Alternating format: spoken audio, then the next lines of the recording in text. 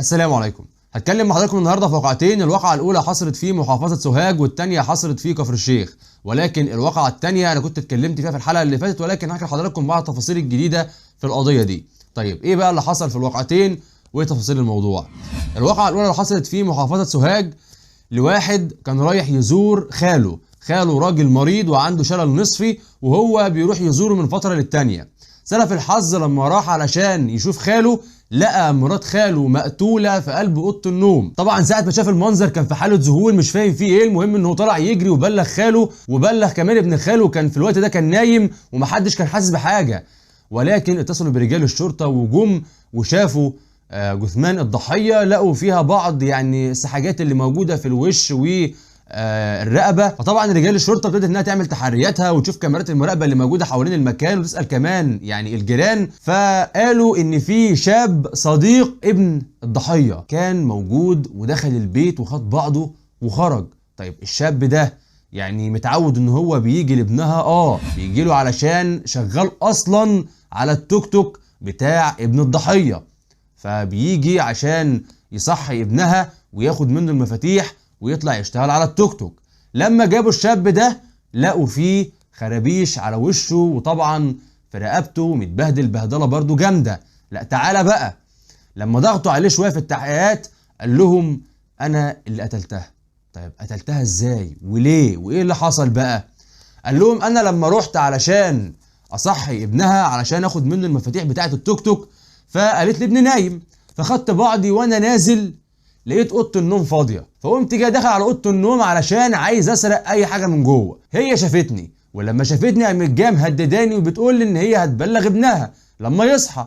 طبعا انا لما خدت بعضي ونزلت حسيت ان انا هتفضح، فقلت لا انا لازم انتقم منها علشان السر ما يطلعش. كده كده ابنها نايم وزوجها راجل طريح الفراش ما بيتحركش ومش هيشوف مين اللي ارتكب الجريمه دي ويعلم بقى مين دخل تاني، فانا هخلص عليها. وبالفعل قام جاي راجع تاني وطلع جري عليها وفضل يخنق فيها. هي ابتدت انها تخربشه في وشه وفي رقبته، وهو طبعا كان بيخربشها وكان بيخنقها لحد ما روحها فاضت للي خالقها، وفي الاخر خد بعضه وهرب. ولكن طبعا تم القاء القبض عليه وتم حبسه 4 ايام على ذمه التحقيقات. فده كان بالنسبه لتفاصيل الواقعه الاولى. الواقعه الثانيه بقى حصلت في عزبه البرنس التابعه لمركز دسوق بمحافظه كفر الشيخ. الواقعه دي انا كنت اتكلمت فيها قبل كده، بتاعه السيده اللي قتلت هي وابنها. السيده اللي اسمها هدير طه اللي عندها 25 سنه، وابنها اسمه يوسف ربيع عنده 7 سنين. وطبعا انا اتكلمت في الواقعه دي وقلت ان في شخص اسمه احمد محمد جمعه عنده 42 سنه. الراجل ده هو اللي دخل وقتل السيده وقتل ابنها علشان يسرق منهم الذهب. ولكن الزوج لما اتكلم بقى حكى بعض التفاصيل برضو زياده في القضيه، وتم اكتشاف ان الراجل ده يبقى زوج ابنة عم الزوج نفسه. فطبعا في صلة قرابة ما بين المتهم وما بين الزوج. الزوجة كانت دايما بتنبه زوجها بتقوله انا مش عايزاك تختلط بالراجل ده كتير جدا علشان سمعته وحشة، بجانب كمان ان الراجل ده متهم في بعض القضايا في من ضمنها عاهة مستديمة وواقعة تانية برضو واقعة ضرب، بجانب كمان ان الراجل ده لما دخل الشقة علشان يسرق الشقة دي الزوج كان موجود في القاهرة، والراجل كان عارف ان الزوج موجود في القاهرة، علشان كده استغل الفرصة ودخل عشان يسرقه. حاجة كمان وهو ان الراجل ده لما دخل الطفل الصغير اتقتل ليه؟ اتقتل علشان كان بيدافع عن امه. الطفل الصغير كان طالع يجري وكان عمال ينط عليه ويخربش في وشه علشان يبعد عن والدته، ولكن هو كان يزقه بايديه ويطلع تاني الطفل جري على الراجل علشان برضه يشده من على والدته.